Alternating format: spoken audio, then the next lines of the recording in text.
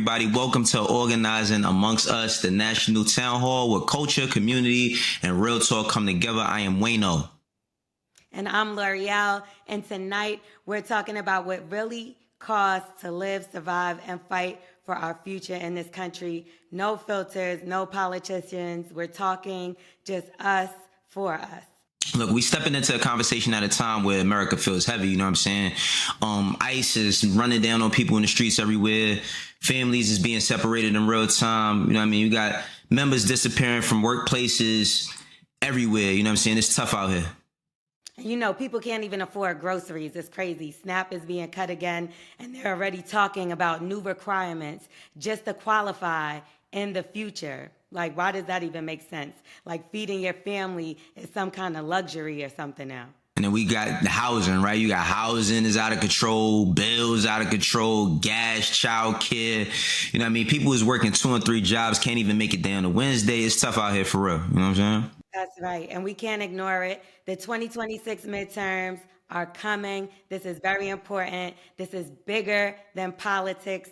This is just national referendum, and we're just working on survival right now. These elections will determine who gets to live with dignity in this country and who doesn't, and we got to get out there and fight. Facts. Where you live, what you're facing, you know what I mean? It matters. We need y'all to tap in all night tonight, for real.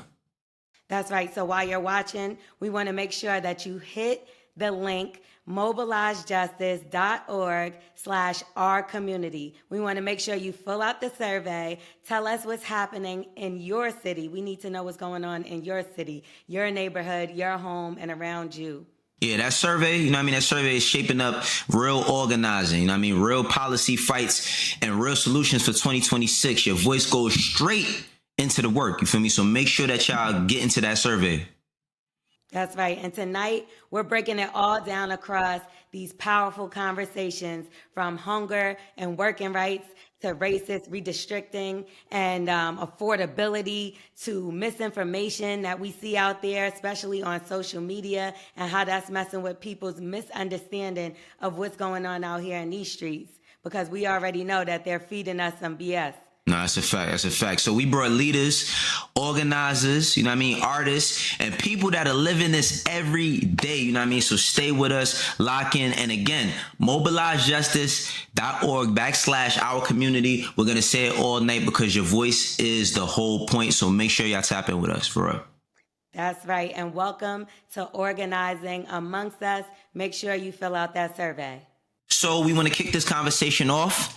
And we're first starting with the subject matter of we hungry, from SNAP benefits to systemic change. That's right. And our focus is going to be food insecurity, workers' rights, livable wages, and economic mobility.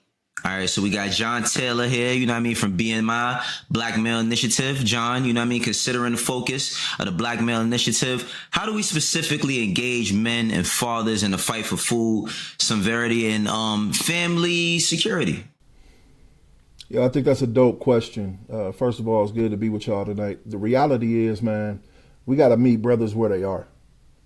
Like, everybody wants to tell us what we supposed to be, how black men supposed to show up. Everybody has an expectation for what we're supposed to do. But the way we say it all the time is that they want the sauce, but they really don't understand the recipe. Folks don't really understand. The first thing you have to do is really listen to a brother. You got to ask a black man how he doing. Before you want to tell him what he should be doing or criticize him what he ain't doing, you might just want to ask him how he is doing. Once you ask him how he doing, then you just got to listen to what he actually says.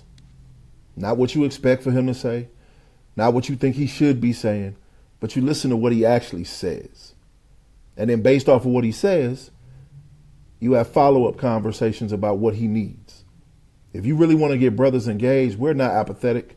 We are not disengaged. We're not lazy. We're struggling.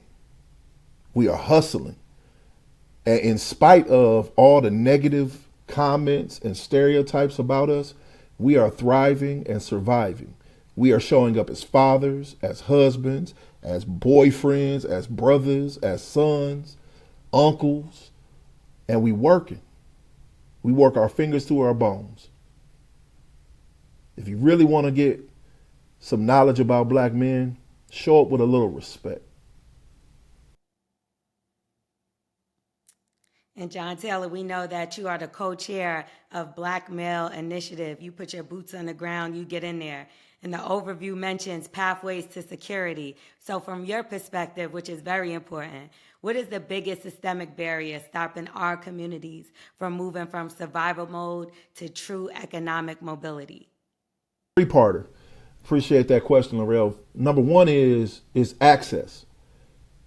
We do not have a level playing field. People talk about the trillions of dollars in spending capital in the black community, and the reality is, while those dollars might get spent, we all know there's a tax that we pay for being black.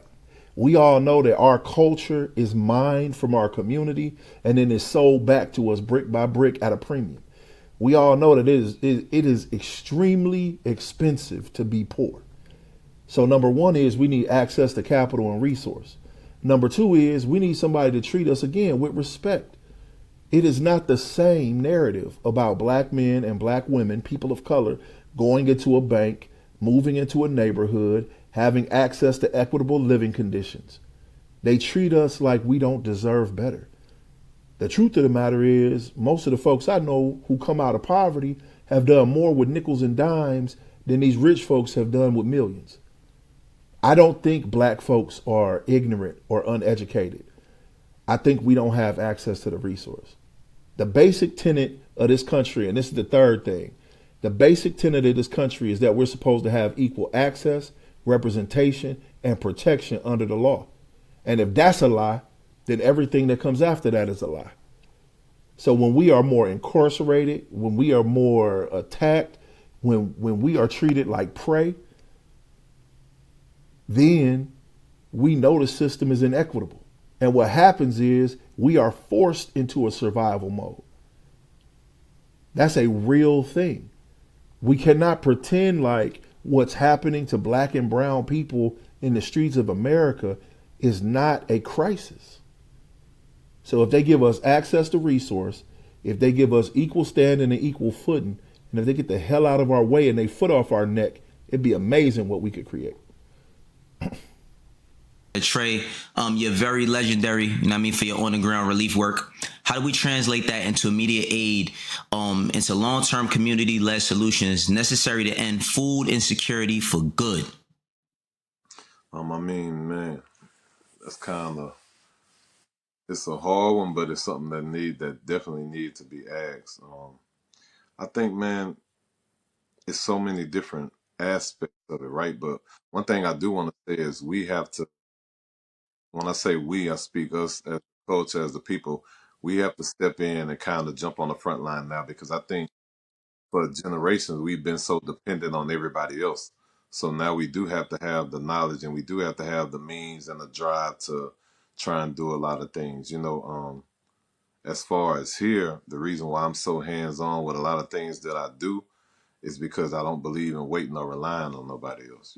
Just like when you speak of the benefits. Just the other day, I had to take care of 1,000 families for Thanksgiving, and when I tell you the freeway literally was stopped up with cars from people being lined up. The event started at 1. They was lined up since 10 a.m. And it's a sad situation.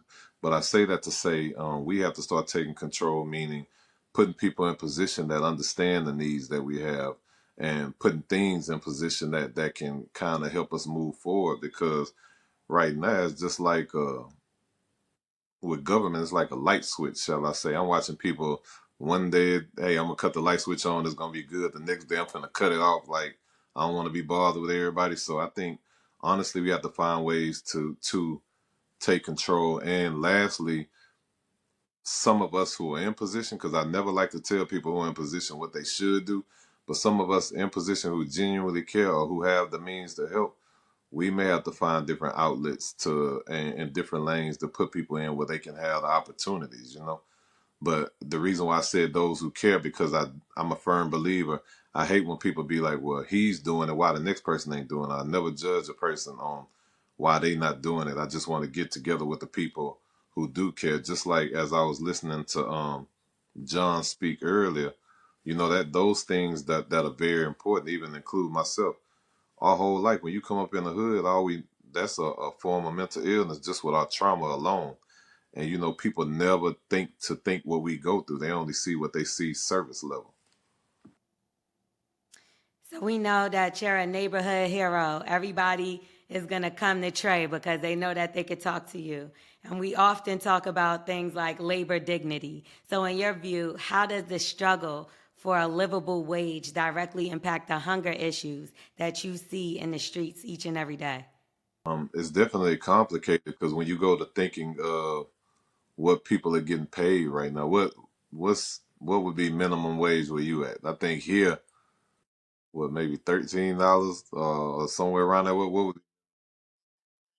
so, so you got to think how you let's just say how you live off that on your own. But imagine some of these people who have 5, 6 kids, a husband, brothers, different people staying in there with them. It's like what they expect them to do. You know, it forces people to go in survival mode. When you go in survival mode, if you know anything of that coming from the street, survival mode, you're gonna do anything by any means necessary.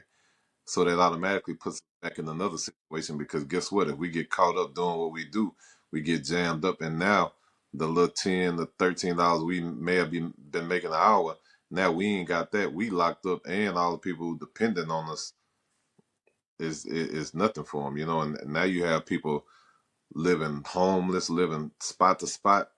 Like for instance, and I don't want to talk too long. So when the hurricane hit, right? The hurricane did so much damage here. It was Hurricane Harvey because it took people from bad to a way worse situation. Then, in the midst of them trying to figure out their way worse situation, they losing their job because they can't even afford to make it to work. So things like that put us in real bad, desperate situations. You know, so every day I'm just trying to figure this out because I mean, to be honest, there's only so much I can do on one person. Each city got millions of people. I always wondered about, we always have all these conversations about reform. I always wondered about like economic reform, right? Like hearing about $10 an hour being minimum wage. I remember at one point in time, I aspired to get a job that would pay me $10 an hour. Now that's like minimum wage. So that really shows you how like people are really going through troubles right now financially and, all types of other ways. Yeah, the economy terrible, man. Right? I honestly don't know. It's sad to say, I don't know how it's going to be in the next couple months for a lot of people. Even on the entertainment side, you got to think clubs ain't making money like they used to, so people ain't getting booked the way they used to. Like, man, it's all bad. And then if you go to think of, like I said, speaking with John, it's places here that have facilities, right? Facilities that are made to help some of these youngins that may be going through situations or just whether it be therapy, whether it be help, school, anything. These people can't afford to keep their lights on now, so it's all going back to survival mode. Like you said, those lines are around the corner. I just literally came from handing out turkeys earlier this morning. We gave out breakfast, we gave out turkeys, and people was just so grateful and so happy. And it's just the line was there before we even was ready to start. Same thing. It was just like it's crazy how many people are in need right now, how expensive things are, and like you said, even when you do have means, it's like you're helping your family. Things are so expensive, even like you're going broke just trying to help people. So it is rough out here. It is. And we got to figure out how to help each other. And then we also see like, current events that's going on, like this situation that happened in what's that, in Chicago, right? Or is it in the Illinois? You know what I mean? Yeah, and then what got me to thinking was, everybody loves to quote that Scarface scene, no women, no children, right? No women, no children. But now we got the children hurting the women. Right. I just want to know what all of y'all thought on a situation like that, because even though we are from different regions from Chicago, to see our people going through something like that publicly is really crazy.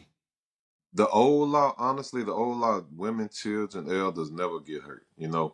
Man, that got crossed up at least a decade and a half ago. People mindset is anybody can get it, but children and women don't go. It's just, eh, I hate to say it, man. If a lot of old heads that's really stomp down, step up.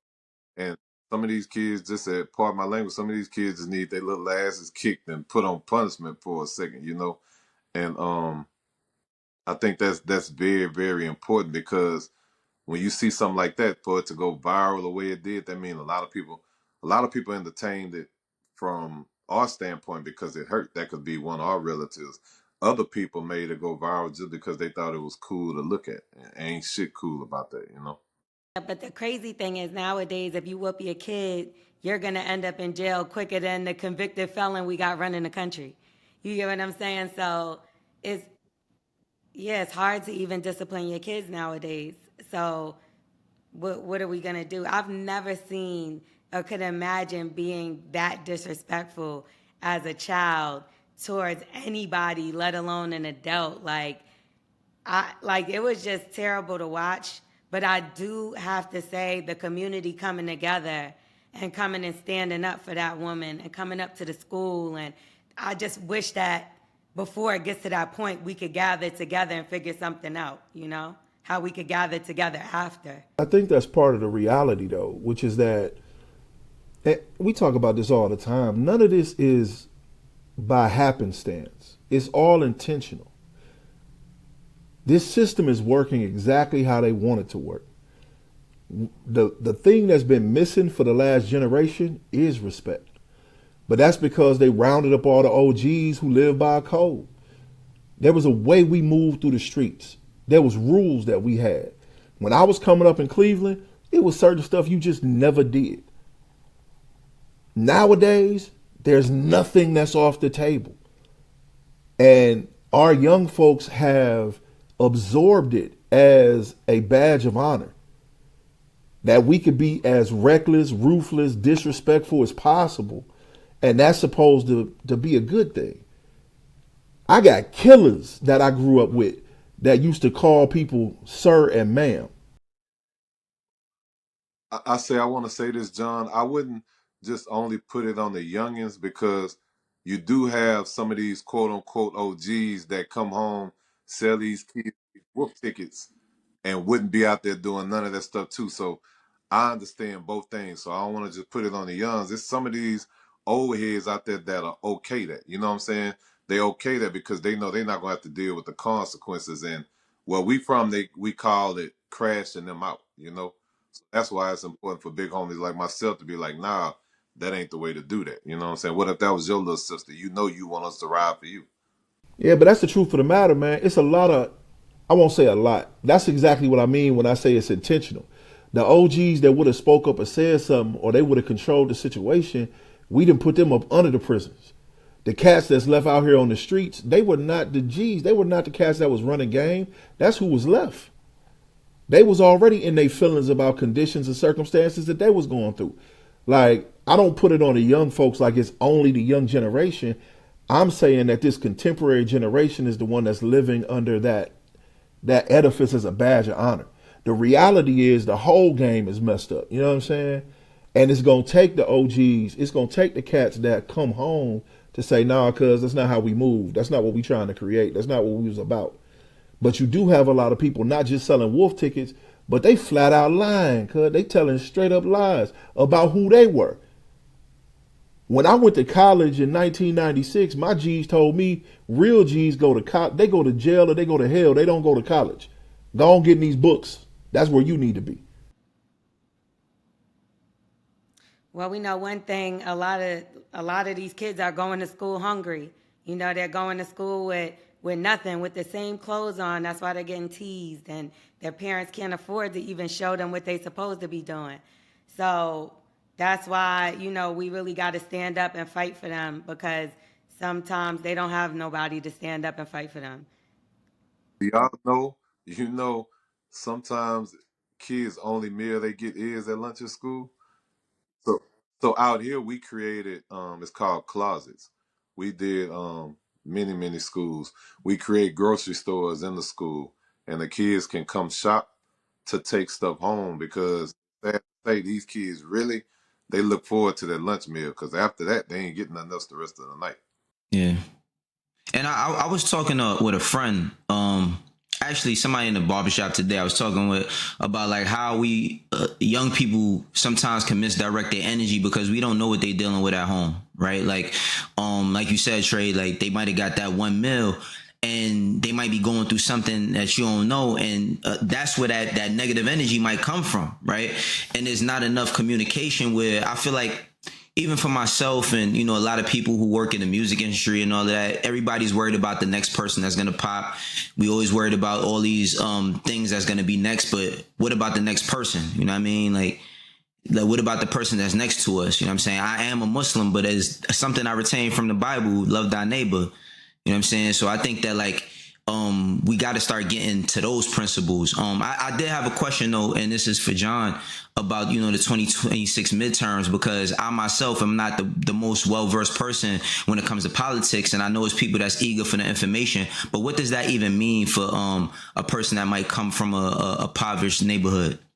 So it's a couple of things. When you look at these midterms, all we talking about is, the presidential cycle of elections. Presidents get elected every 4 years.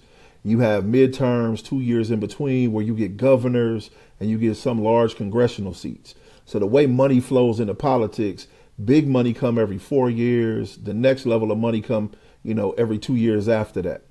What it means for us, though, is putting people in office who are going to determine what resources come into the state. So when we talk about young folks, I want to be clear. I don't think young folks are a problem. I think our young folks are the solution. I think the problem is that they don't get supported to, they don't get listened to, nobody's investing in them. We're watching schools lose their funding. We're watching Medicaid and Medicare expansion not come down. We watch the government shut down for SNAP benefits. What it means is that when this cycle comes through and they start talking about how many millions of people are turning out to vote for these elections, all across the state, like Georgia, we got 159 counties. That means that there are going to be races in almost each of those counties. So for us, it's an opportunity to talk to our people and use that resource that's coming to help us start organizing and building power to answer the questions about what's missing in our communities. A lot of people drop all that money in our resource, in our communities, but they drop it on us in a transactional way. They want to get a certain thing from us. They don't really care about what we're going through. So, we all have large platforms and people that we could reach out to. So, how do you feel like we could better use influence to shed light on marginalized and vulnerable communities who are struggling with basic needs, like what we talked about, like food access? Other than, I know we talked about the closet, but what's some other things and other ways you feel like we can help out? I learned to use the same thing that they use against us, shall I say, social media, right?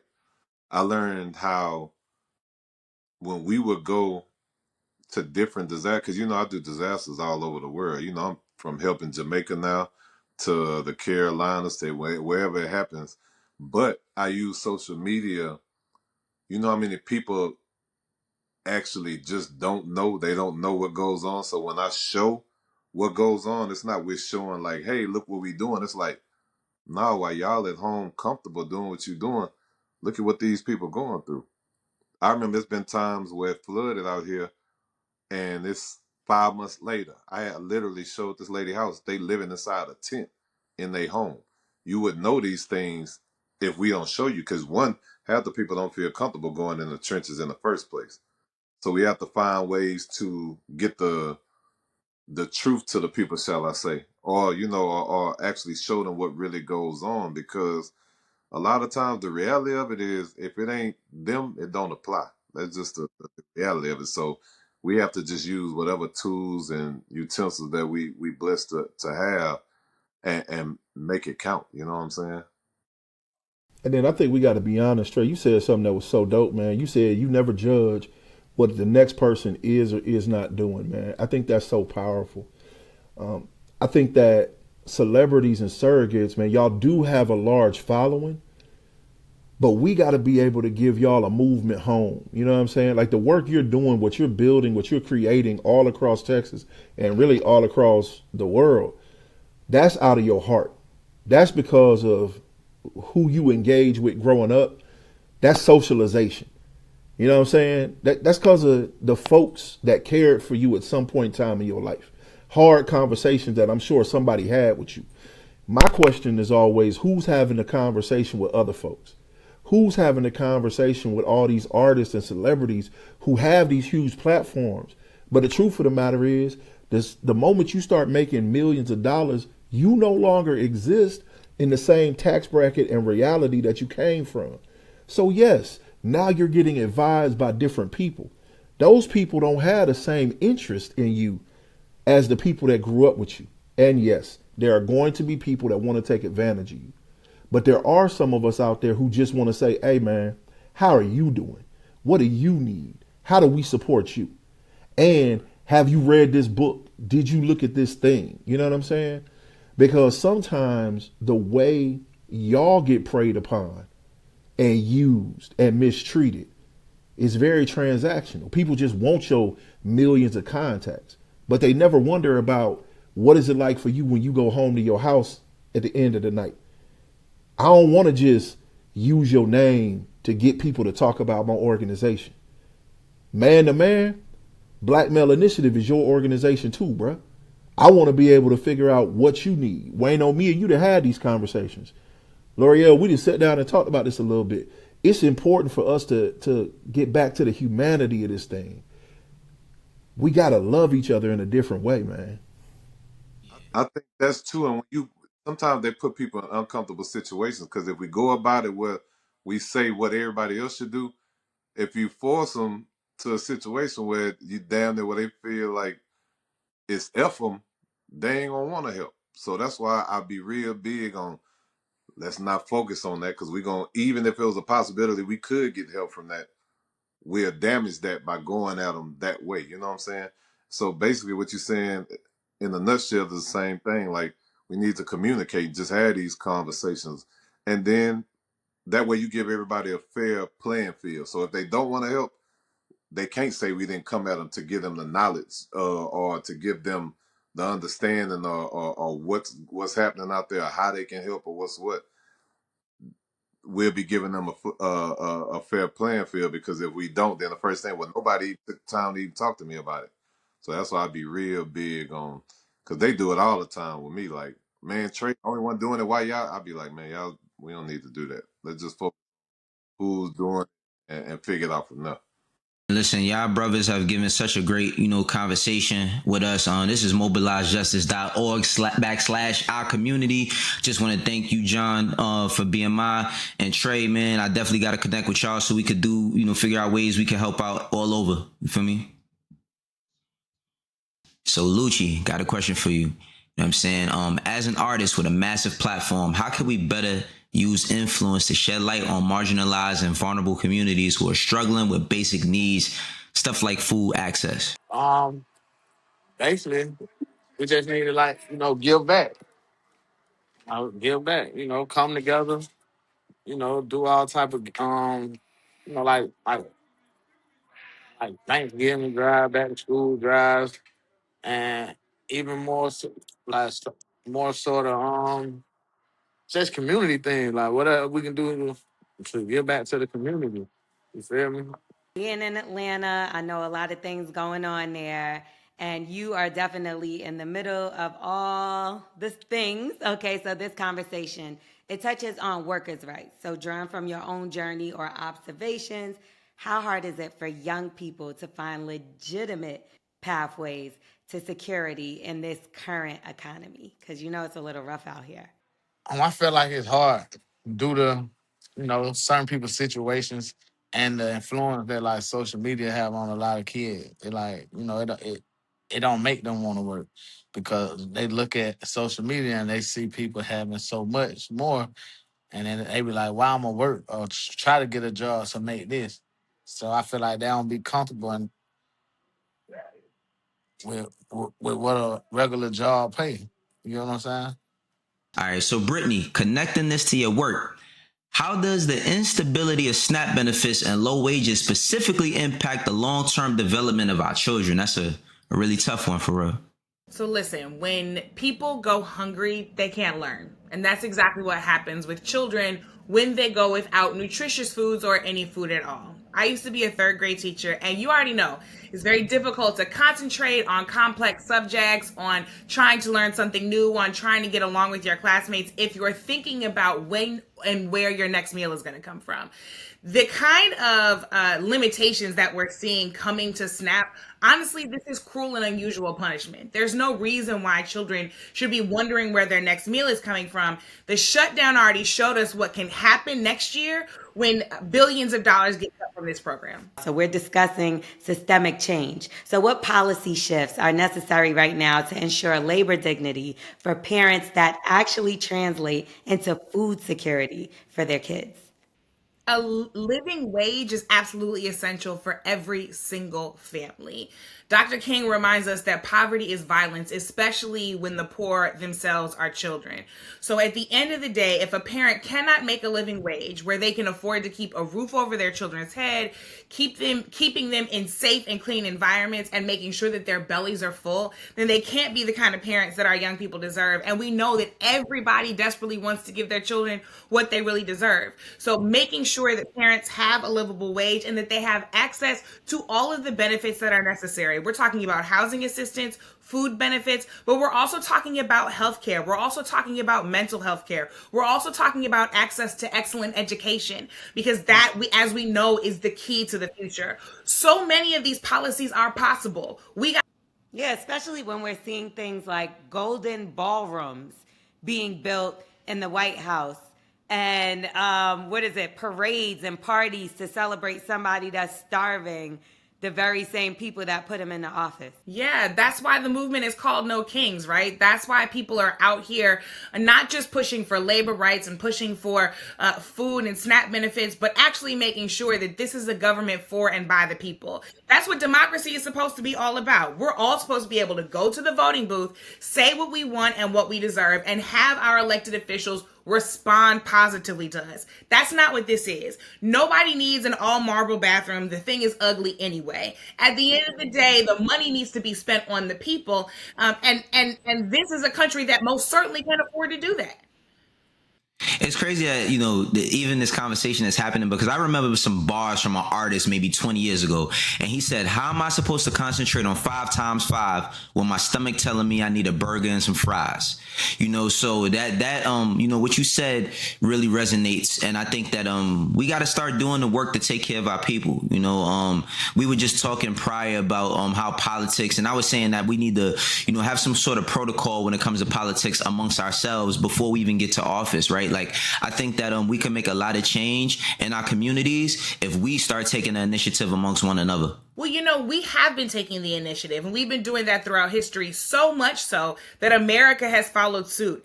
The fact that we have ambulances in this country, the entire emergence of ambulatory care in America came because Black men in Pittsburgh were not getting the kind of medical services that they deserved, and they got together and said, we're going to learn how to do it ourselves. So they learned how to take care of people. They learned how to get people safely to the hospital. They learned how to transport people, how to do CPR, all of those kind of things. They literally set the blueprint for when you and I get picked up by an ambulance if we call 911. It's the same thing with the free food and breakfast program at schools. That was not America's educators. That was not a white president. That was the Black Panther Party. They said, look, we're going to do books and breakfast for the kids every single day, make sure that their bellies are full and that so are their brains. And America took that and ran with it because they understood the power of what the Black Panther Party was doing. We've been the blueprint this entire time. We've been showing up for ourselves and one another this whole time. And it's time that we recognize we have every single thing we already need to survive right here in our own community. So I see we're doing it with the food pantries and things of that nature. What else, what do you see next for us to participate in that we can move forward to help our people a little bit more? If there's anything more than the food pantries or giving back that we can do? You know, everybody's looking for the next big thing. The next big thing is right in front of you. It is knocking on your neighbor's door and saying, what do you need? Not only did we see people do the food pantries, we saw people come up with grocery buddies, right? So they said, look, I'm going to Trader Joe's, I'm going to Safeway, I'm going to Giant. What do you need while I'm there? I got $50 on whatever you need, and your neighbor across the way got another $50 on it. And between the two of us, we gonna make sure that the whole block eats, right? That is where things begin. Things begin right on your block, right out on your soup, right outside of your front step, talking to the people that you already know and making sure that everybody in your range is covered. This is the kind of work that we see people like the Dream Defenders doing down in Florida. Look, when we know that decreasing interactions with law enforcement is what decreases police violence in our neighborhoods, the Dream Defenders said, guess what? We'll be 911. You got a domestic disturbance, you need some assistance, don't call them, call us. We'll build the infrastructure. They did that for their neighbors, for their own neighborhood, right? They did that right where they started. So really it's incumbent upon every single one of us to know our neighbors, know what they need, and figure out together how we can fill those needs. Well, that's heavy. I ain't gonna lie, Brittany. You talking that talk, man. You got me motivated. So I don't know what right now, for real. Yeah, let's do it, right? Because I think people really want to. People are attracted to the idea of the person who's at the front of the march, who has the bullhorn, who has all of the perfect, proper things to say, right? Who knows all of the political strategy and can move and shake with the best of them. But everyday people doing things of critical contribution, that is what has gotten us through thus far. That's how our ancestors got over it. That's how our elders got through. That's how we're going to make it. Each one teach one, helping each other out. Well, thank you so much, Brittany. As it drops mic, okay? Make sure y'all go on over to mobilizejustice.org/our community and complete that survey. We definitely want to hear from you. Damn near our whole existence in this country been scary. What happens when you are loud and voting 365 days a year? There is power in number in politics, and we've seen that before. Everything you need to be successful is right in you when you look in that mirror. You just gotta find it. We hired over 1,200 people last year.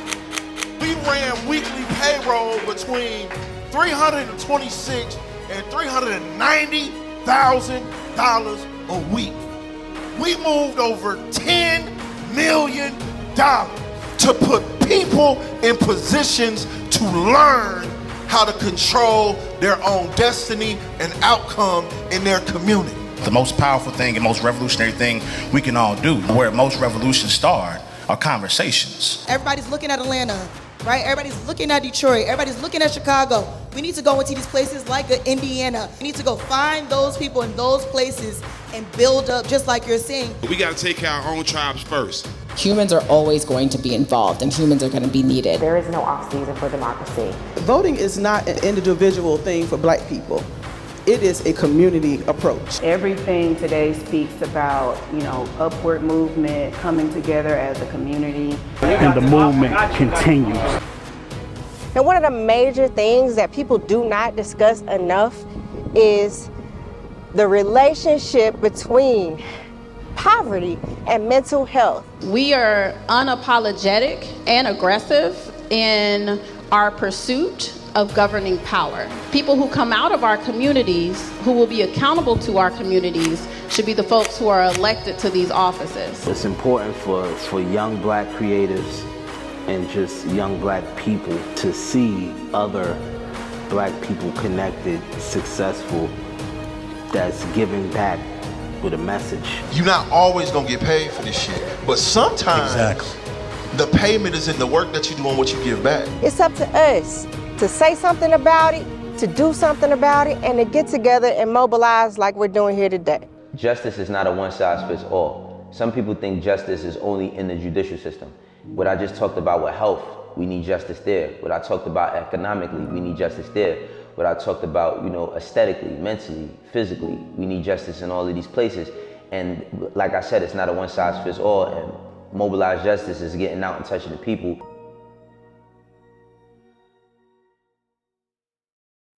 What's up, y'all? This is Tequila Johnson, CEO of the Tennessee Equity Alliance.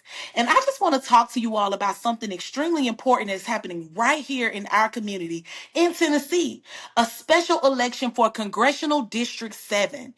On December the 2nd, you have an opportunity to make history, and not just for you, but for all of us. Right now, things are extremely important for us to have a voice and a say so in how our communities are governed. And here's the deal. We have two completely different versions for what this district could look like and who could represent us.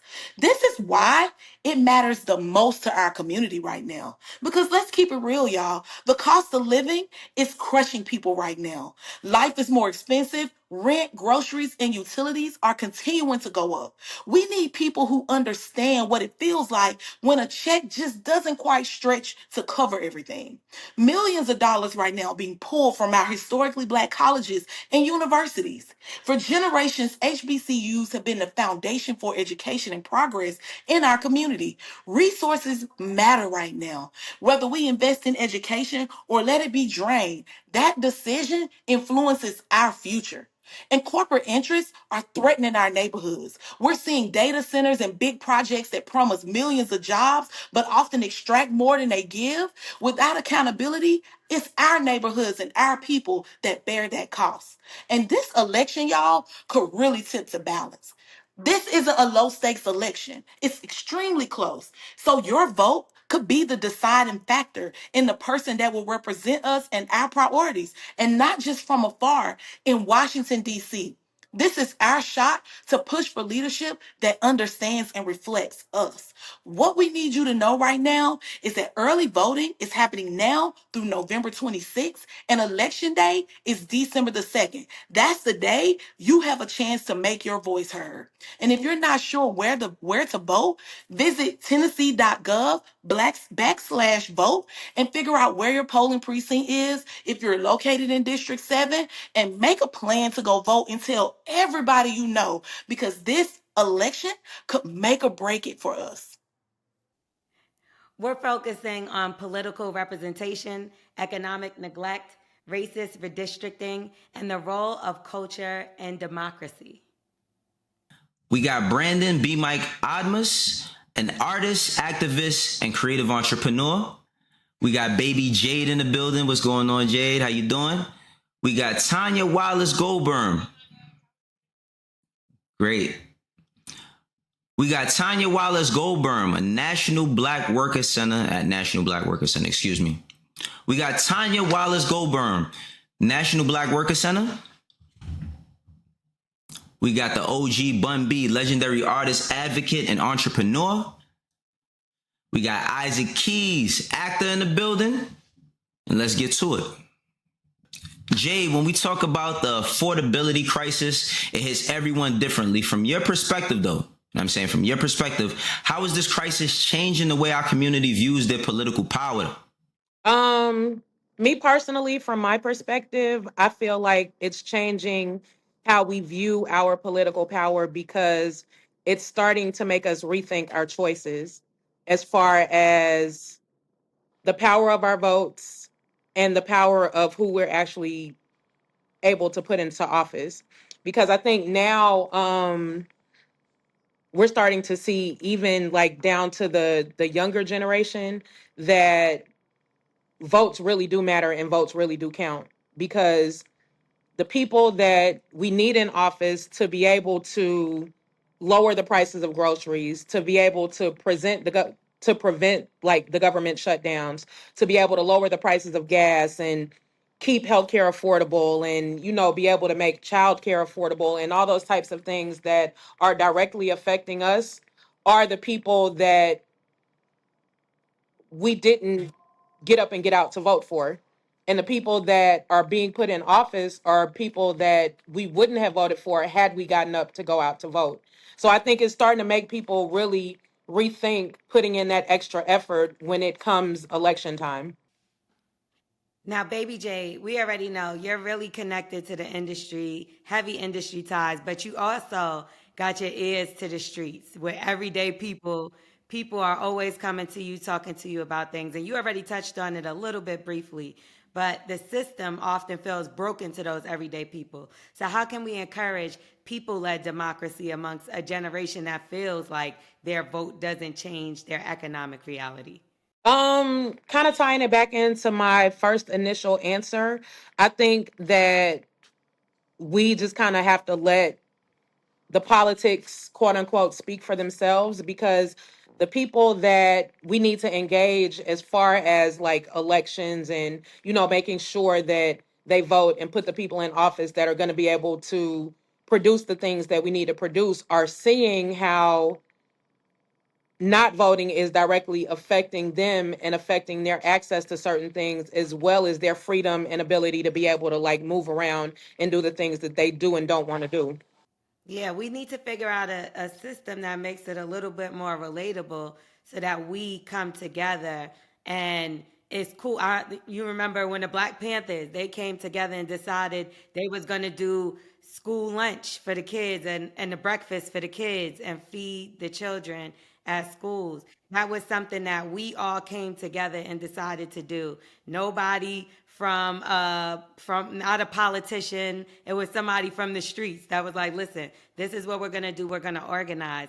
And I just feel like sometimes that message gets lost amongst this generation. And another thing too, like you said, how like when the Black Panthers had their program and they were like basically filling in the gaps and supplementing the things that we were missing, like the free lunch, like the child care, the other certain things that they were doing within the community. I feel like it's important for us to kind of pick up that torch, but at the same time also include the people that these younger people are looking up to so that they can understand that, okay, if these people are the people that are going to make an effort to actively help me, then maybe I need to listen to their opinion or listen to what they have to say as far as what I need to do to put people in place on the government side that will be able to further their cause of being able to help me help myself as well.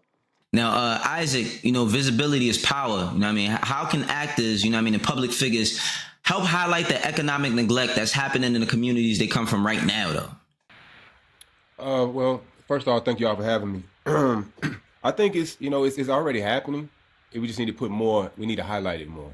Like I'm from St. Louis, and I go back to St. Louis, and I'm always looking for opportunities to be able to help a foundation, help the foundation that I'm already attached to be able to, stronghold those initiatives. Right now, we look at a lot of things St. Louis did with a lot with the tornado. So there's a lot of activations going on about that. It just needs to be highlighted more. And I always ask, people that are putting together these organizations to be organized, because I'm always welcome. I love to go back and help and do things with other people in other communities and other cities, to use this platform that people see me on TV as on this TV show, is to use that platform. If I could bring more people out to help, I'm for it. But just be organized. Just be organized in what you're doing to the best of your part of your ability, and then be able to make the invites, and then just be accountable and be, hold true to what you're going to do. I know we all run to the TV to go watch Power. We run to the TV to go watch, everything that you're in. But when we talk about the media, right, do you think that since our conversation and this whole topic is about empowering people-led democracy, like how can we use storytelling in the media to inspire people to take ownership of their political system or our political system? I think the storytelling is probably the issue right now. I think people are looking for honesty. If you look at it right now, people are looking, well, who can I trust? And right now, I feel like nobody knows who they can trust. The Democratic Party, the Republican Party, we don't know. Even when you're supposed to deem to be the one side, you just don't know who to trust right now. And I think trust comes from understanding, trust comes from knowledge, and trust comes from accountability. And I think that right now in some of the storytelling, if we do tell a story, let it be a real story, a factual story, one that's transparent, one that can be relatable, as we mentioned earlier, to the kids, to the adults, and to anyone else that's listening. Because right now, I think that we're missing so much of just having that understanding and that trust, and it's allowing us to be very hesitant to be able to follow someone. Because if you don't have a leader, which right now, we have all these things right now on media, on social media, CNN or Fox or BBC, we don't know who to believe. We're sitting here watching, we don't know what story is true, what story is factual, and then we sit here and we like, okay, well, then you form an opinion. And opinions, we know what those are. It's not fact. And people starting to speak from opinion and not fact, and we don't know who to follow, who to listen to. So I think it's best to have people come out with a bipartisan type of aspect to give you information from both sides, let you know from both sides, and let you be able to then take the facts and form your opinion and figure out who you want to follow and who you want to lead. Because right now we have no leader. We don't even have a leader in office right now. We have no leader. You don't have a leader. You have what? Chaos. And to me, when I see it, I see a bunch of chaos right now. And all I'm looking for is someone who I can follow, who I believe in, and they're like, okay, now let's get things done. Let's be efficient and get things done. Regarding that, because when you first started speaking, it made me think about like how people are so into, or how easily it is to get tricked by misinformation, right? Like the right headline with the right words around it is more attractive than the actual story telling the truth, right? And now we got to fight against AI, right? Like now I'm seeing I'm pretty sure all of us get a DM at least once, 2, 3 times a day about something that we got to go look at and say, oh, this ain't even happened, right? So how can we, find ways or organize to just educate the youth to not fall victim to this technology? Because we tell them that they need it, but at the same time, people could use it to misdirect us. I mean, for me, I'm still trying to figure it out myself. I think it's like if you can touch it, it's real in a sense. And I think it's like keeping close people around you. But, a lot of people aren't going to take the time to do the research. They're going to listen to it. They're going to hear what's said, and then they're going to run with that. So I think, it's on us to do more, have more responsibility to do more research, as you just said, to see, okay, is that fact? Is that actually true? Before I go out here and speak it and put it on my social media and act as though I'm speaking from fact when I'm speaking from opinion or what was passed down the phone line. Which is never the same as what it initially started as if you do that. So I think it's just, I'm really starting, it makes me be more in touch of what's real around me, and then kind of to grow off of that and try to build that and then let that spread to other people. So now we know, again, goes into the trust. It goes into the trust aspect, because right now we still don't trust anything because, like you said, AI is running rapid right now, and you gotta look deep and try to see what it is. Like, okay, is she real? Is that real? Is that conversation that person, they just use another star or celebrity and used AI over their voice, and then they put it on TikTok or Instagram. But I also not to interrupt, but I also feel like we were just discussing, trust also comes from example. Like it's going to be hard for me to take you seriously or believe or even want to listen to what you have to say. And for lack of a better way to put it, you haven't done anything for me or done anything to be able to help me get into a position to be able to better myself. And like you said, I also agree with what you were saying about, we need people that are, no, it's okay. We need people that are really like bipartisan and that are really just about like teaching the facts as opposed to one-sided things. Because I know like when somebody's telling me something or when somebody's trying to talk to me about a subject matter and they're swaying too hard to one side, it makes me really kind of tune out and not be interested in anything else that they have to say, because my question is going to be, what's your motive for trying to get me to believe this way as opposed to you just telling me like what's going on and allowing me to make my own decision? Instead of just caring about the people. And I do feel like that's where we come in. And that's why I want to shout out to Mobilize Justice and Marvin and us having this conversation. Yeah, because that's the point. It's organizing amongst us, right? And we have followings and we have people that look to us. And like you said, it's hard to decipher who's a leader in our community anymore, who we could trust, who we could believe in.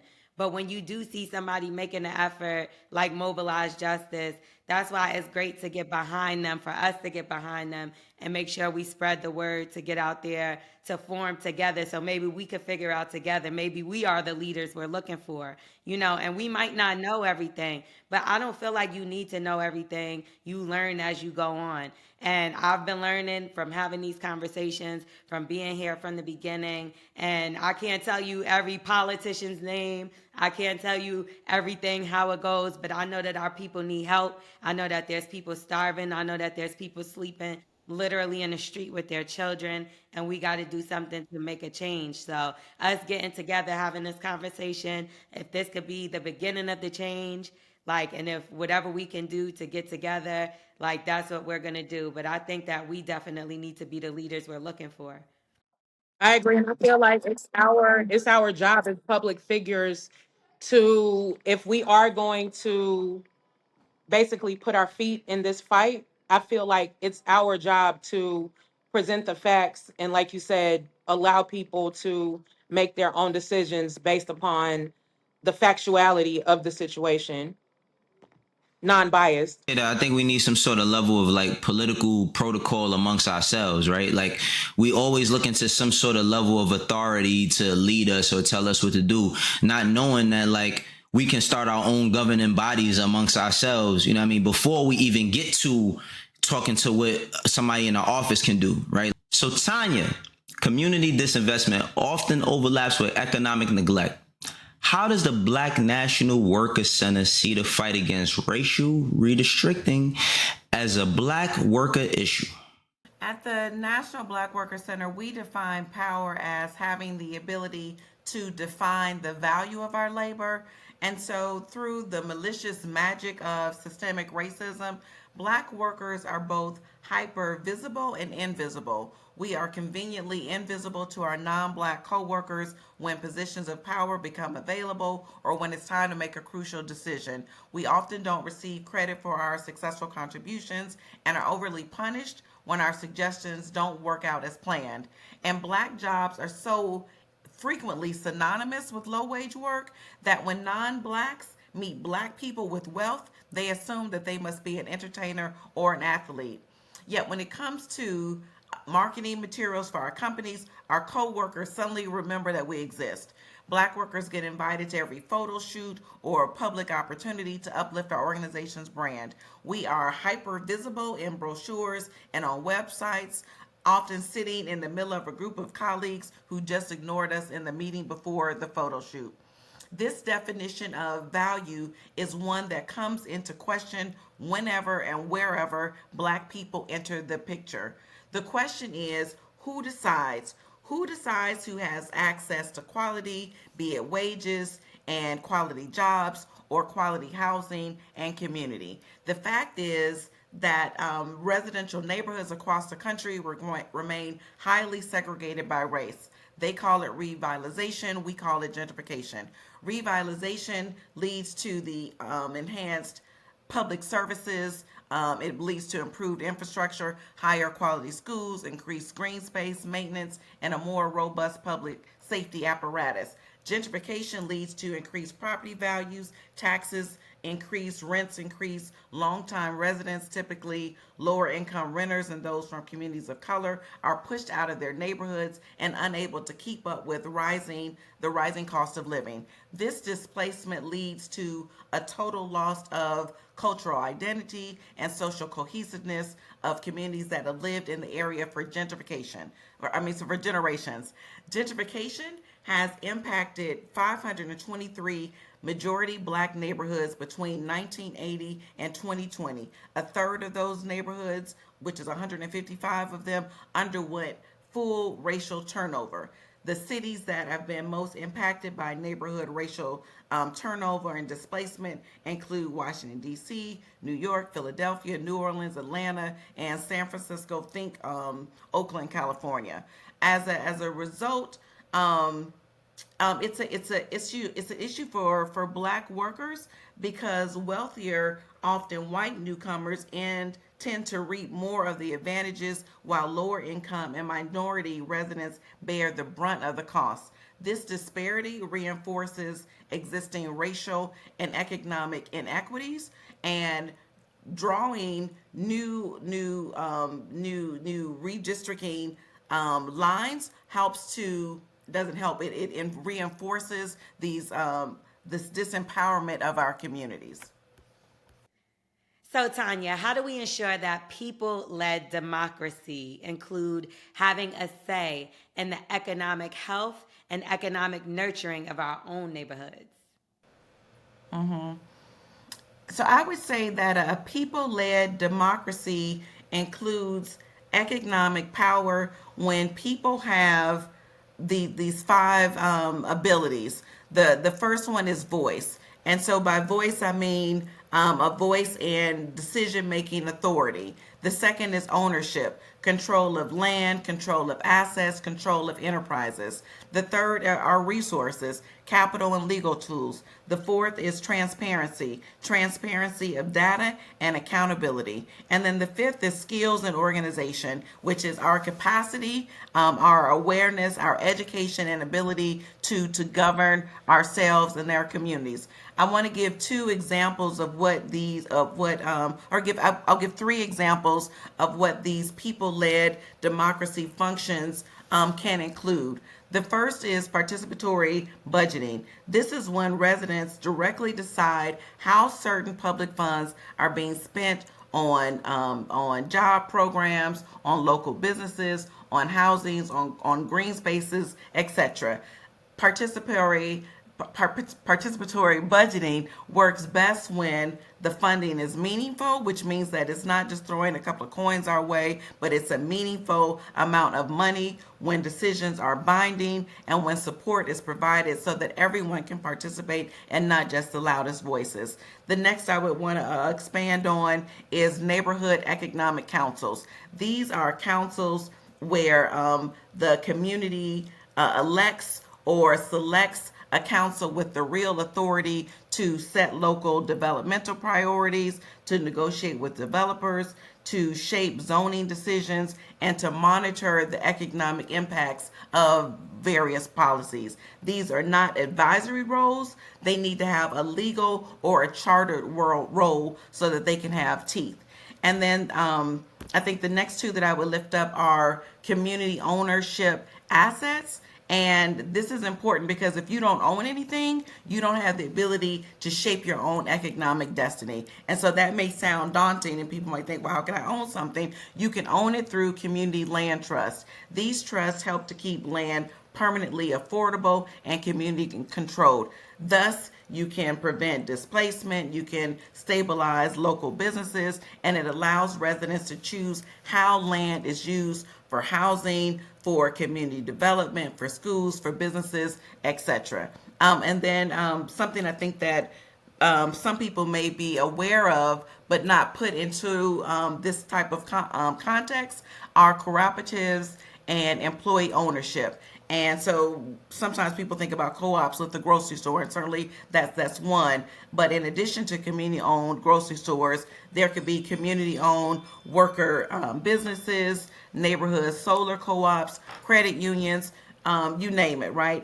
The point is to keep these profits circulating in our communities rather than leaving them. And Tanya, my last question that I got for you today is this.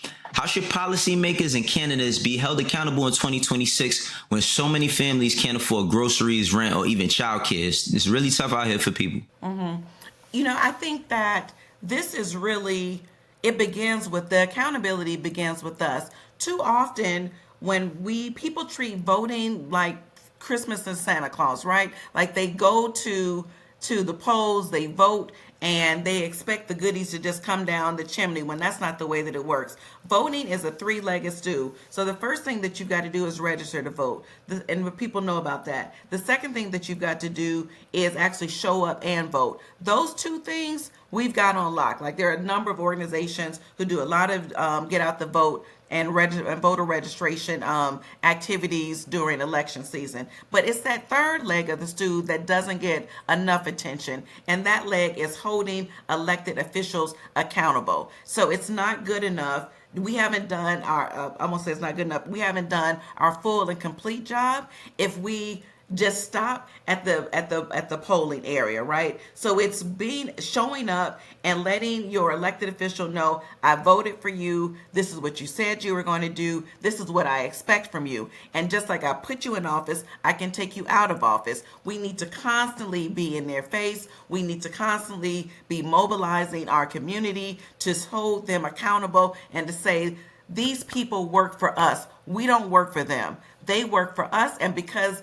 we voted for them, they owe us. And until we change that dynamic, we won't have the power that we want to have. too many of us are in awe of elected officials, and we hope and we cross our fingers that they will do what they said that they were going to do. But if you think about it in any other relationship, right, we don't turn on the light switch, for example, in our homes and just hope that the lights will come on. We know the lights will come on because we paid that bill. That's that relationship, and it's a transactional relationship, and we need to hold elected officials to that same type of relationship. Yo, Bun, what's going on? So, you transitioned from a music legend to a successful entrepreneur. Shouts out to Tro Burgers. But how do we fight economic neglect, to build tangible equity and ownership in our own hoods? Well, the first thing is that we have to be intentional about that purpose, right? We have to understand that that's exactly what we're doing, that we're going to need a collective of people to come together to do this, and the actual awareness of what areas we need to target. It's also going to have to come down to funding as well, right? We cannot fight this unless we have the capital to basically buy back the block. We hear this term all the time about people going back and buying their blocks, but the reality is that you have no power in your neighborhoods and your communities if you don't own real estate. The second thing is to become civically aware of what your duties are in your community, right? You should be reaching out to anyone with a political position that's in a position to affect your community. You need to build up a dialogue, a conversation. You need to let them know how serious you are about being a part of change in your community, and you need to find out if they're willing to help you on that path. And if not, then you need to make sure to get the numbers up to put the right person in position for that thing. Then we have to create businesses. Like, buying real estate is not just about the home that you live in, but it's about being intentional about putting businesses in place in your community. And excuse me. And you have to be aware about what kind of businesses your community needs. Your community needs food. You need to be trying to open up grocery stores or something like that. Your community needs leadership. Your community needs attorneys, not just for taxes, right? But for any type of civic or legal issue that you may have, you're going to need direction on that type of thing. Your community needs proper education. So we need to be trying to find ways to make sure, not necessarily to open schools, because that's a larger task, and you're going to have to conquer a couple of things. But about making sure that your schools have the right teachers in. You know what I'm saying? We have to be more active and intentional about who's teaching our kids, who's raising our children, who's feeding our children, and who's watching our children. So we definitely have to be aware about the police in our community, right? We can't just say that all police are against us, but we need to be able to try to figure out which police are, if there are any police in our community. And if there are police in our community that really care about them, then we need to empower them. We need to amplify their voices and let people know that if we have problems, we need to go to constable this man or officer this guy or sergeant so-and-so, so to speak. So there's a couple of things that we could do to fight against this. But the first step is really going to be about finding people with the funding and the capital who care like we do. Try to find the food deserts and the and the different real estate voids that need to be filled in the community with the right things, and get the messaging out and let people know that, hey, we want to be actively building up our community. You would be very surprised who would step in to help you on that mission and help amplify your voice, for sure. So we know you the king of the underground, and you have seen the South change over decades. So what are your thoughts on the current state of political representation and the fight against gerrymandering in our region? Well, I think so far our representation is on par with where it should be when we're talking about the different districts that we're looking at. But the problem comes in when this gerrymandering comes in and redraws those lines. And then what happens is that they start to add additional people into your district that are not from your direct community and from that direct region. And they do that only to change the numbers and who gets to vote for that district. So we have to be very conscious and very aware of that. And we have to support our local Congress people, our council people who understand this and try to fight this mission and this fight for us. We have to make sure that they know what they're up against. We have to vocalize that we're against these type of things. And we have to make sure that they get all the help and support that they need on their fight. I tell people all the time, you know, this is not easy for our current representatives to fight against, because these commands are being handed down by a higher power. And so whether or not they believe in it, they have to act on it. And I don't mean the people that represent me, but I'm talking about those that represent the state and the city of Houston.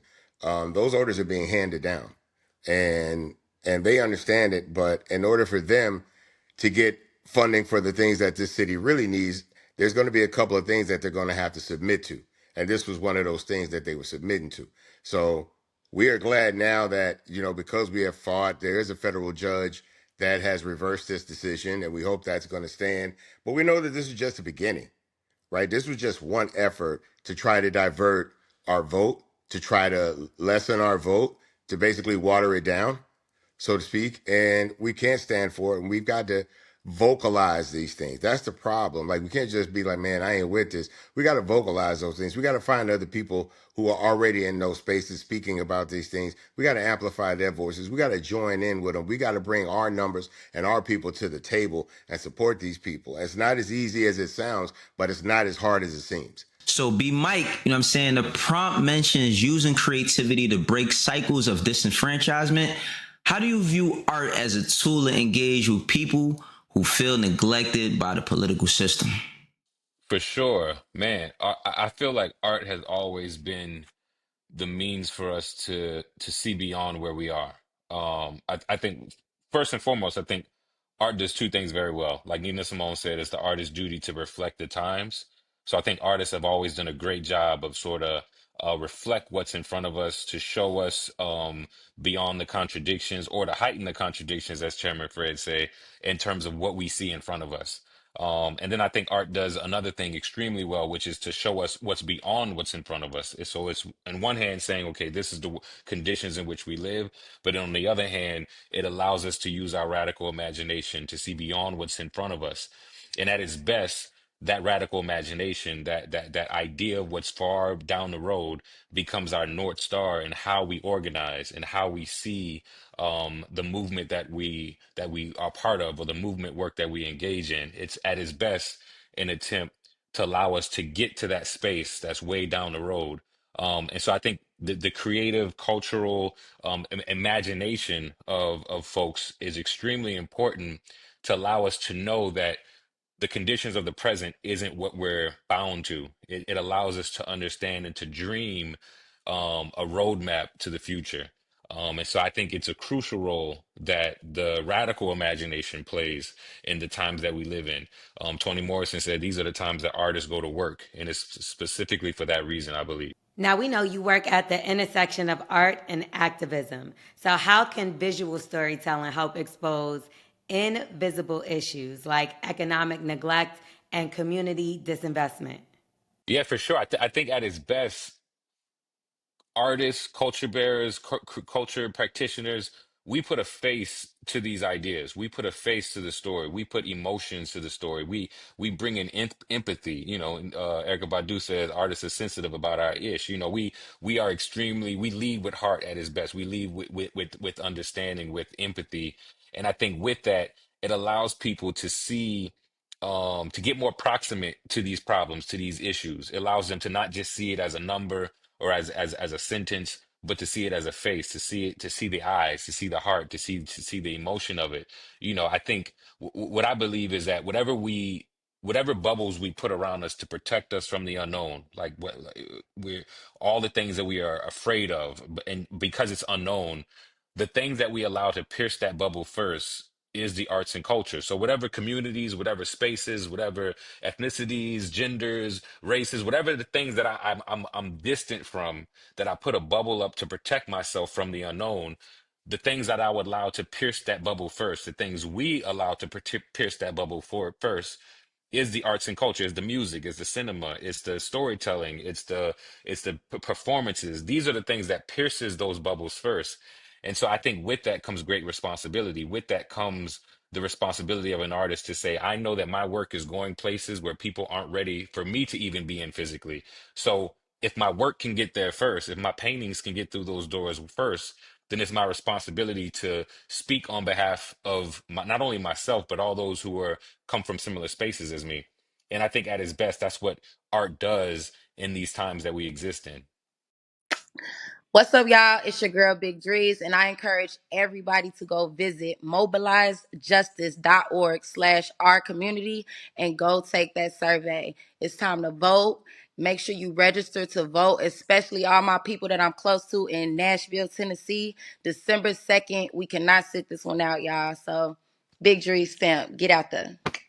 Now we at the third part of our conversation, and it is truth ain't trending, fighting lies in the algorithm age.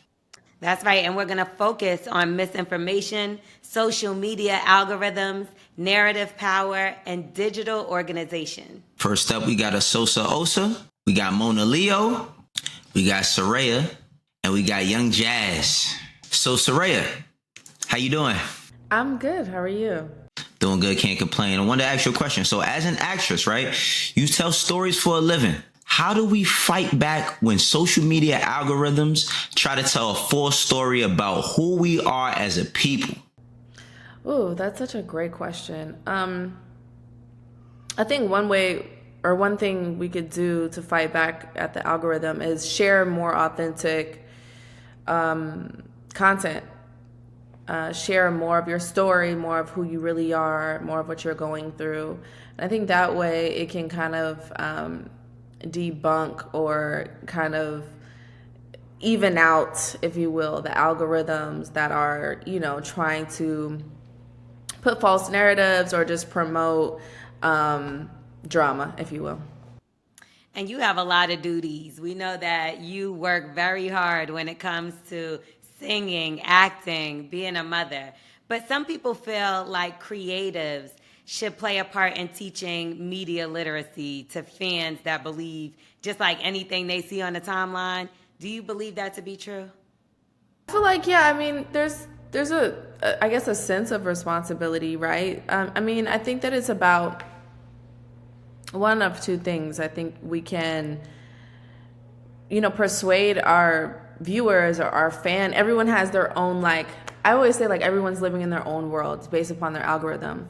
So I think that everyone should kind of just remind their fans or viewers or followers to read into things and not just take things for a blanket, just a blanket statement. I think, we all know that there's clickbait and there's ways to make things look more captivating or, kind of triggering, the headlines, right? So I think it's important for us to encourage our viewers or our fans to look past that and to do more research, right? Because a lot of people will take a whole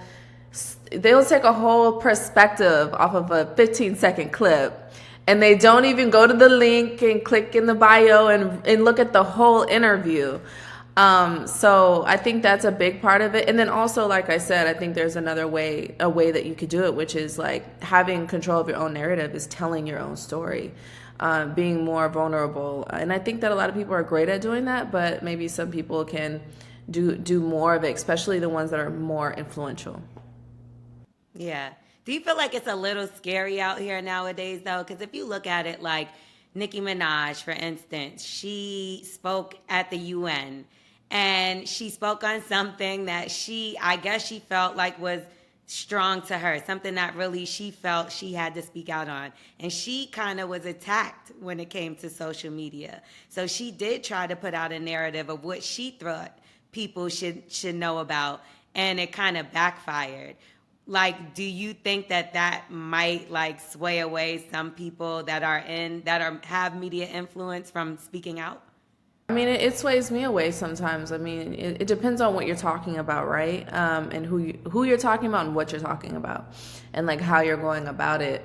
I do think that these bigger collective groups or bigger collective artists that have fan groups and fan clubs and different things like that, or politics in general, are really hard things to come out and speak about, especially if you're going against popular opinion or going against a certain group, right? I think that there's a way that you just speak about what you feel comfortable with, and I think that you just accept that there might be backlash with it. But if you're down for that, I mean, at least it's your truth. But I think there's a way also to kind of steer clear of, like, I guess the bashing, and more so like figure out, not just talking at a problem, but like, or at a subject, but like, how can I approach this that's like helpful for other people, and like moving the coin forward instead of just talking about the problem. I wanted, Soraya, I wanted to salute you. I was at the Roof premiere and you killed it. You absolutely did a great job. I wish I would have gotten a chance to tell you in person. But with seeing that, there's so many people in today's, just in today, that they want to cheat the grind because of social media, because of the algorithm. They believe that they have to become a part of the algorithm as opposed to putting in the work. I just wanted to know if you could lend some advice to the younger people who may think that, this just happens, right? Like you get the right opportunity just because you DM a certain person, or just because you're affiliated, and you don't have to put in, as much work as they think you should just because of social media. Is there any advice that you could lend them? I think that that's a great point. I think that there's so many strong factors to social media, right? Like you said, you can DM someone and have that be the right day, the right time, the right opportunity. You might strike gold, right? Like you might hit the lottery and be like, oh my God, this is how I got in. But I don't think like universe or divinity works in a way where it's given to someone who it's not like just due to. Like, I think that person is still a person that gets up and like practices their craft and is, really into what they're doing, and they've been going at it for a while. And yeah, maybe they take the J. Cole approach and they stand outside every day. I think that there's something to social media that can be used in that way. But I also think that, like what you said, is like, you don't understand that God or divinity allowed that to align because the person is doing the work. And that's kind of like what people are just worried about, like, or they just worried about the end goal, where it's like, okay, what can you do every day, big or small, that helps you get towards your goal? And that's a big piece of it. And when I was growing up, my mom, I grew up religious, just say that.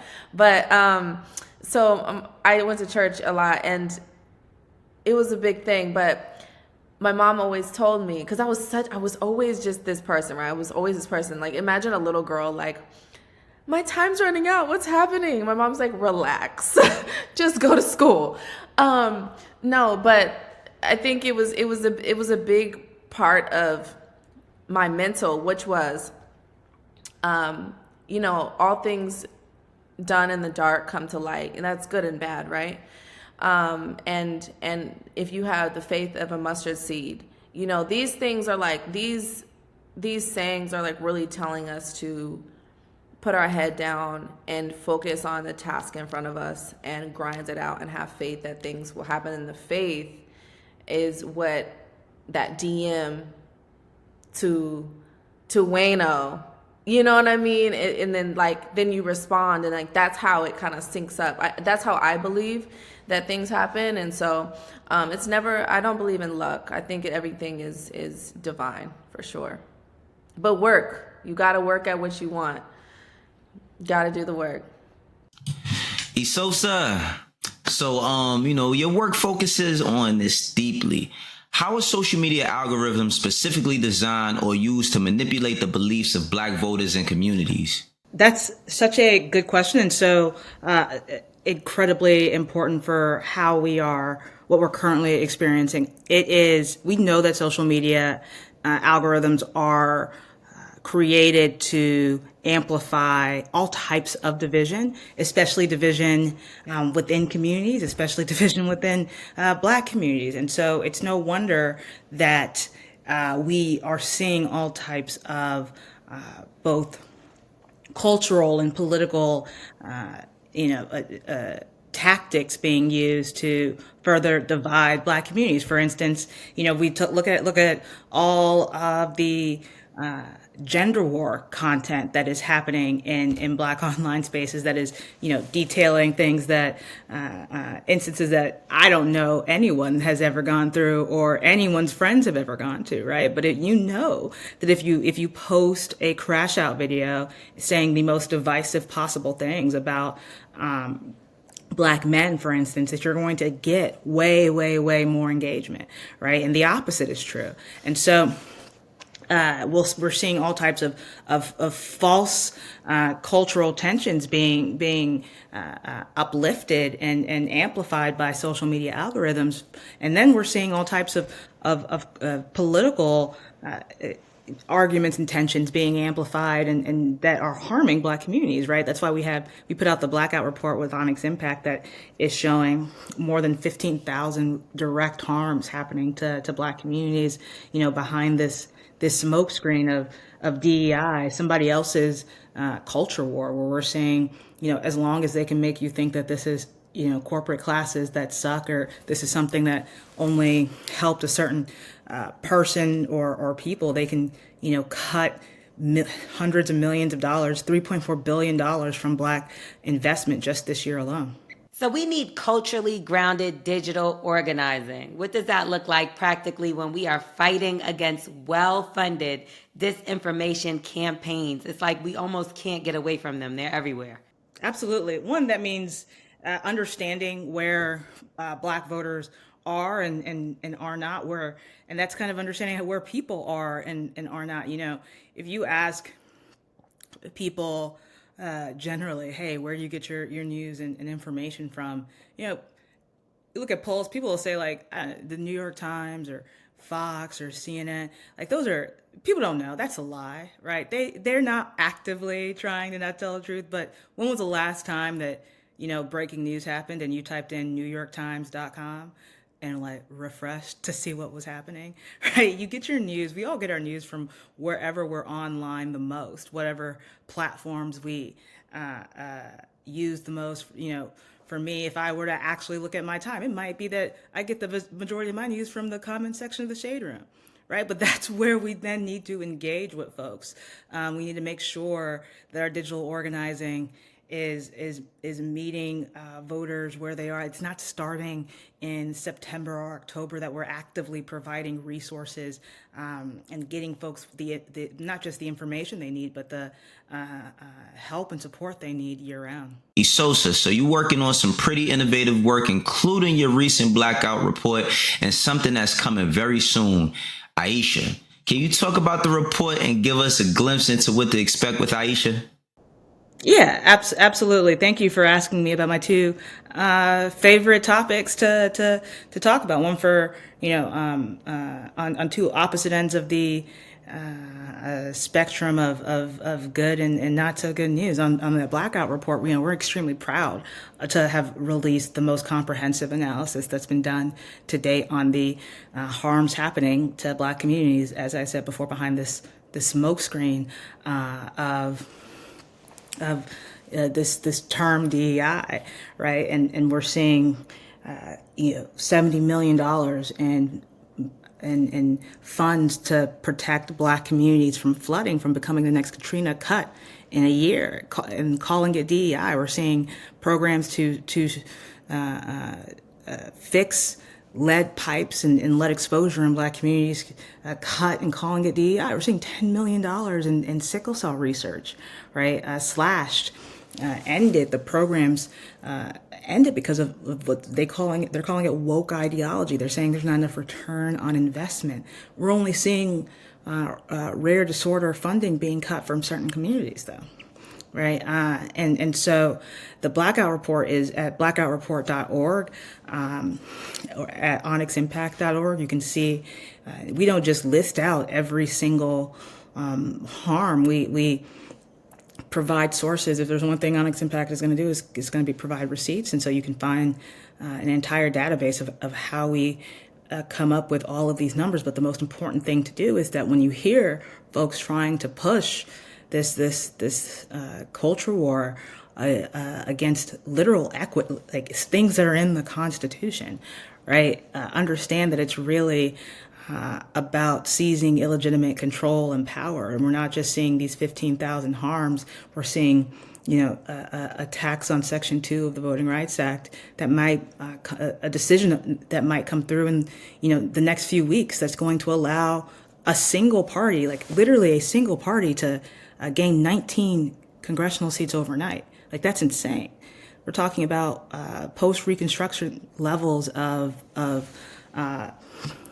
illegitimate control being utilized. And then, the second thing that you asked about was Aisha, right? And as we are looking at this new information ecosystem, all of this AI that is, supposedly unbiased, I would never ever trust someone that says I've created an unbiased AI. That is a sci-fi recipe for disaster, right? Technology will always emulate the values of its creator, right? And that's what we're seeing with all of these large language models. And you put in, instead of putting in I'm a nurse or I'm an engineer with 15 years for a prompt, you put in I'm a black nurse or I'm a black engineer, and see how crazy the prompt gets, the answers get, like, so quickly. And so we created Aisha as our own large language model, our own AI system that is built on Black national news, Black local news, Black history, Black data, Black joy, that is built to really just to be able to better understand and speak to the issues of not just Black communities, but all communities. And we're so excited to be able to release that right now. You can go check it out at onyximpact.org. You can go and see how Aisha works, and we'll be, as you said, next year, be rolling out with all sorts of innovative AI tools that can actually, help our community get ahead. Because at the end of the day, if we're not creating this technology, somebody else is going to be creating it for us, or more likely against us. And so it is up to us to make sure that we are not, left behind in this fourth industrial revolution. All right, so Jazz, you work in both traditional radio and digital spaces. Do you see a difference in how community conflict is fueled by what's on the airwaves versus what's in the algorithm? 1,000%, because I feel like on the radio, you really talk to people in your community, in your city. I know what's going down in H-Town for real, and I feel like we give people a platform to be like, come to the cookout, give me your opinion. We might not always agree, but online, you got trolls. You got people that's just going to say a one-liner. You got people that's just going to keep going at you because they sleeping on the air mattress, they bored at the crib. So I feel like when it comes to the radio, it's more raw, and like, it's that medium where it's free to call in. Like, my friends call in, my family calls in, whoever. So I feel like online it's oversaturated with everybody who has an opinion, and I feel like sometimes everybody shouldn't be saying the things that they be saying online. And we filter through that on the radio, you know what I'm saying? Like, we'll take a caller, they might not make it to the air. We'll take a caller that's talking crazy, but honestly, their opinion is so crazy, y'all need to hear this. We need to understand them regardless of if we agree. And I feel like the internet, there's no medium, there's no moderator, there's nobody to be like, that's enough, you're actually absolutely wrong. Versus, I can do that in H-Town, a little bit. I feel like I had a situation like that when I spoke to Stacey Abrams the other day on Listen to Black Woman, a show that I have on Madame Noir. And I brought up to them the fact that we canvassed and heard certain people say that they weren't going to vote for Kamala, or on the airwaves, people were calling in. We have 1 million listeners, and they're calling in, and a lot of them were saying, I'm not voting, my vote doesn't matter, or I'm not voting for Kamala because she locked up Black men. And it was a lot of things. And although we wanted to keep that off air because, of course, a lot of us was rooting for her to win, we did have to play some of those calls because at the end of the day, that was their truth and the truth that they had. But sometimes, we have to decipher whether we're chasing what's viral or what's trending, or truth and empowerment. So how do you ensure that you highlight the truth and empowerment versus what's trending? And today we talked about Pharrell, where he said like he doesn't get into politics because he feels like it's divisive. He was saying how he didn't believe in DEI, all those things. So when we first threw the topic out there, everybody talking about he ain't fronting. I agree with Pharrell. What he said is the truth. They were like, I didn't vote in the last election. We feel like it doesn't matter. And at first I'm like, damn, I can't believe the people in my city feel this way. But sure enough, when you hear people talk like that, then you get the people that are more educated that call in. Then we have a whole slew of people who are actually like, no, this is why it does matter. You know, you guys got to go out and vote. So regardless of whatever we throw out there, whatever sides people are on, we always try to wrap it up and be like, hey guys, we heard y'all, but it's you gotta do your thing as a citizen. So I feel like most of the times we'll try to direct the conversation into the way that it should be. People gonna think what they think at the end of the day, but I at least try to be the voice of reason. That's like, the least you can do is vote. I'm not telling you who to vote for, but it's the smallest thing that you can do. They don't want you to vote. And I told them that too. I'm like, y'all are looking at all this stuff on Instagram, on your TL, that's saying crazy stuff. They don't want you to vote. People called in saying like they're going to rig the election, all these different things. I'm like, just go vote. That's all I can ask you to do is go vote, do your thing. So I feel like that's most of the times the type of stance that I try to take on things and let people know everything you see on the internet ain't real. AI is going crazier than ever at this point. You got headlines that will mislead you to think things. For example, we talked about Nikki going to the UN, and I'm like, listen, you guys see Christian, you guys see Nigerian, but I have a Nigerian friend. I called her. She broke it down to me. You know, I do my research, do my fact checking, multiple sources, not just the TMZs, the NBCs, the CNN. You know what I'm saying? So I just make sure I really know what I'm talking about before I ever bring anything to the table, so I can, help entertain people. But we got to get educated at the same time. I totally agree. I also feel like influence is such a large part of that conversation, right? Like we talk about all these different things, but just like you said with Pharrell, right? There's a lot of people that might not have the most developed mind, and they might say, well, I think like that because my favorite whomever thinks like that as well. So I'm on there with them. So it is really important to do your due diligence, like you said you do. It's a dangerous game, man, because I don't never want to beef with the Barbs. I ain't going to hold you. But I said, let me just tell y'all. And I'm like, at the same time, somebody like Nikki, maybe she really don't know why she went. Or maybe she went for another reason. But it's a whole nother reason why, we're even seeing that type of thing. And like you said, we got to be careful when we see celebrities endorse certain people when there could be a whole nother ulterior motive.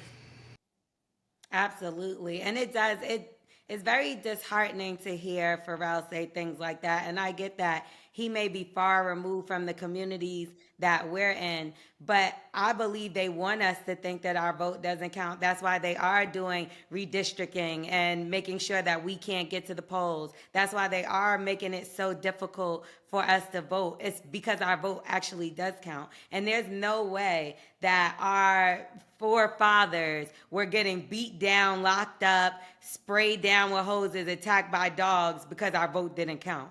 It's like we have to have some respect for the people that have laid the land before us. And when Pharrell says things like that, and he has such a large influence, and he gets a lot of his fans that love Louis Vuitton and Adidas to not vote, look at how rich they made Adidas and Louis Vuitton. So how do you think they can impact voting or going to the polls? Clearly, these are people that can impact things. But for some reason, they listen to the rhetoric that it doesn't matter, or those votes don't matter, or it's not going to boil down to them. But then when you look at it, look, you thought it wasn't going to matter, but now there's no SNAP benefits and people are starving, not able to eat. You were affected, or weren't you? So politics is your thing, isn't it? And guess what? It's going to affect you too, Pharrell, because people are going to be breaking into your homes when they can't feed their children. And that's also going to affect you. So you do play politics, or you're going to get played by politics. Scared of the word politics. Like, I don't like politics. I don't get political. I'm like, your everyday is political. Like, the mortgage conversation that's happening, all these things that you think are political that don't involve you, involve your everyday life. Maybe you far removed like Pharrell, you know what I'm saying? But most of our people, especially our radio listeners, we not that. So I'm like, y'all, I'm telling y'all, you're not going to DC. You're not actually running for office. The least you can do is go vote, go do your research, find somebody that you feel like represents you the best. Like, even when we had this last election, I'm like, you can go online, put it in chat to break it down for you if you don't understand, what you voted on. Put it in chat. I put a lot of things in chat. Like, I feel like a lot of times it's that word politics and the fact that people don't understand the rhetoric that people use on a higher level discourages them. And like, I understand that. That's not for me. That has nothing to do with me. I'm like, it really the politics usually align with people personal issues, right? It's like it's not about the collective at that point. It's like, okay, if I make a vote, am I gonna get something for it? Like people think like it's just transactional immediately, right? And as we can see, the transactional side of it is the downfall of a lot of things that mean stuff to us. And I also hate the narrative that's put out there, being that we're talking about a subject like this about who SNAP benefits, right? Because they just talking about food stamps and benefits like black people are the only people, you know what I mean, who use the government benefits, and it's not. But that's the misinformation, right? That's the AI, because I've seen so many AI videos of black women complaining about SNAP benefits, and you can tell that they're not real. Like people are really doing that, and then you have the average person that looks at that and say, oh man, you see them complaining about this, and it's not even a real person. So that's just the world we living in now. And if we see how AI is at this moment in 2025, imagine what it's going to be like in 2030. You know, so it's really important. I just looked it up, and it says non-Hispanic white individuals make up 35% of participants on SNAP. The total number of people on SNAP as of May 2025 is 41 million. So roughly speaking, we're talking about 14 million people that are on SNAP that are white. So when it like this is the craziest. You get what I'm trying to say? Those facts. They think that stuff is boring. They want to see some fire headline on the TL. They want to see, the shade room talking something crazy or whatever, the type of person. Nobody doesn't want to read the facts and really look into things. But that's why, as host, and even doing this right here that we're doing, I feel like that's why it's very important that we really talk to our people on a level they understand and let them know, like, y'all, it can be broken down into YN language as well. FYI, we make up 10 million, which is less than white people, and the rest is about 20 something million, which is others. Explain. Right. All right, so Mona Leo, got to salute you on all the great work you've been doing this year, working on yourself, working on your album, working on your family. As a younger artist, though, navigating these spaces, how do you deal with the digital manipulation or the false narratives, spread about you on your community?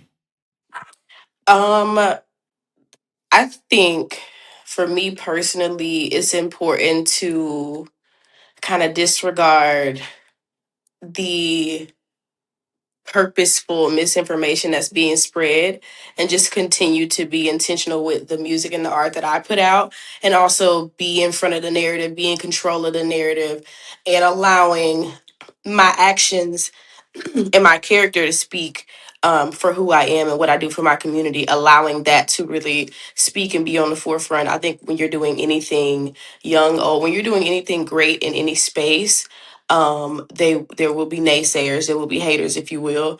So I try to just focus on what it is that I feel like I've been put on this earth to do and stay intentional with that. Now, I'm not trying to be a groupie, but I'm a big fan, so I just wanted to throw that in there. But we want to know, how can your generation reclaim online spaces for truth when the algorithm favors drama and lies? We see a lot of that with the blogs. I ain't gonna lie, I look at it sometimes too, but we need the truth. I think first of all, I think positioning yourself within a certain community is going to be important. Finding your online community, finding the people that share the same interests, hobbies, that thing, and positioning yourself within that community, and making yourself a staple within that community so that y'all have y'all's own place where y'all can gather, converse, talk about different things. And like I said, just allowing exactly and controlling y'all's own narratives, and then just focusing on what's more important and not getting distracted, because I feel like a lot of the false narratives are distractions, if you will. And people trying to divert attention from something positive that you may be trying to do, even if you don't. I think Stunna was saying it good, authentically earlier. He may not be the most politically versed, but I think his heart and his mind is always in the right place, and he's always community driven, community oriented. So even if it's not worded perfectly, I think the sentiment of unity and community is felt throughout what it is that he says. So I think just like I said, I think community, that's one of the things that I feel like is the most important, especially as young people, creating our own communities. We've kind of lost the essence of what it means to build community. We don't really, well, I feel like we're getting back to it now. We're promoting having different hobbies and meeting up outside of the internet, meeting up outside of group chats to do Pilates or have a book club or even maybe meet up at the town hall. Maybe we can protest. There's a lot of things that we can do. And also, I feel like what I really love about this generation as well is that we have kind of reclaimed politics, if you will, and restructured it in a way that makes sense for us. And it doesn't always consist of the correct jargon or language, but we understand the importance of getting out and voting, and actually wanting to see it implement change within the community. So All right, everybody. So we had a great time, great panel. You know what I mean? Good conversation. Myself and my sister L'Oreal. This is organizing amongst us. You feel me? This national town hall was put together so we could highlight culture, community, and real talk. And I think we accomplished it. L'Oreal, what you got to say to the people?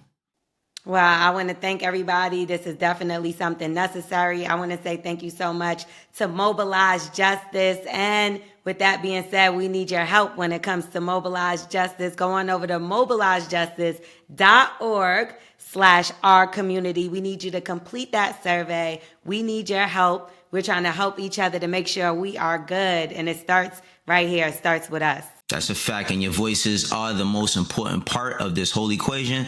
So let yourselves be heard. Mobilize justice, y'all. Peace.